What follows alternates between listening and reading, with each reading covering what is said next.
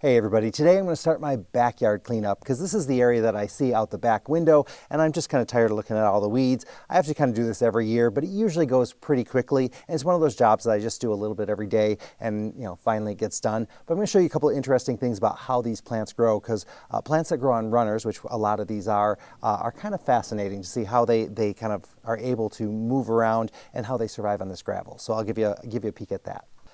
I will admit pulling up the grasses can be kind of very satisfying because they come up in kind of these clusters like this. And you can see the roots are kind of spreading out, kind of sending out runners. And that's how they kind of keep moving across the grass. I mean, sometimes they might seed. I think they do both runners and seeds. But you can see like there's a direct line between kind of each one of these where the roots connect to each other.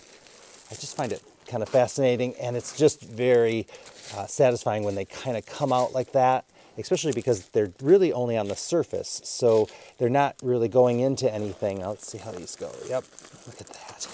My favorites are right here, these nice big ones. And see, these roots here are connected to that one. So look at how wide. That's how these grasses are able to survive, because they just spread out so much.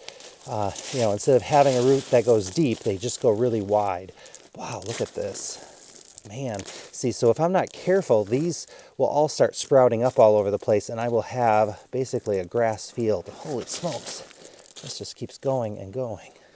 Now this one here, the creeping buttercup, which gets the little yellow flower, so this one here's a grass, so I can pull that one out like I just did the other ones.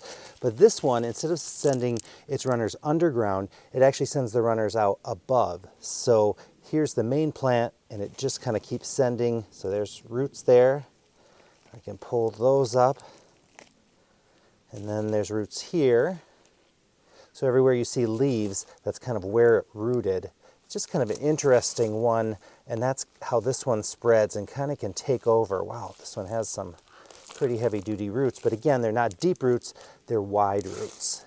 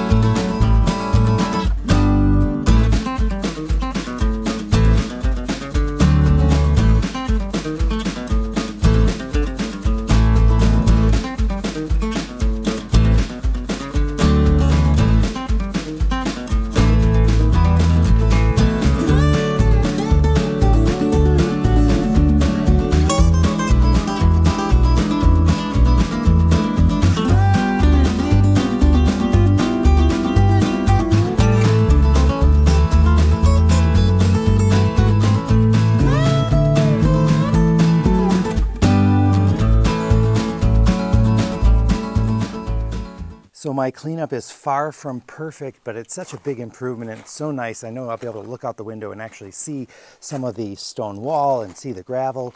I also did a little cleanup in the area here, just pulling away that grass. That grass is just so aggressive. And as I did that, I realized that I forgot I had another euonymus tucked in there, and that's doing really well in that heavy grass. So that gives me even more confidence in having that planted. Also forgot that I had gotten this plant. It's called a scamia, and it gets these nice little red berries. So I love that one. And just everything's looking pretty good. I will trim back the roses next week, and then I'll try to clean up a little bit in there as well. I just want to get those tamed a little bit, but I mean the difference over here, that grass was just really coming out and just, filling out this whole area. You might have noticed as I was cleaning, I just used the top of the hedgerow as my compost pile. I think that's pretty common. It's my lazy man's way of doing the job and getting that stuff out there, and it'll just decompose and kind of build up that hedgerow a little bit more. And so that's just how I do it. It feels good to, have this stuff kind of getting under control, and hopefully I can figure out some things to plant in here that are going to be able to fight back the grasses a little bit, or my shrubs like the holly and these other ones here, they're getting big enough that they can kind of hold back the grass and give me a little bit of a mixed hedge look. So we'll keep working on it, and it's just a little bit I got to do at a time.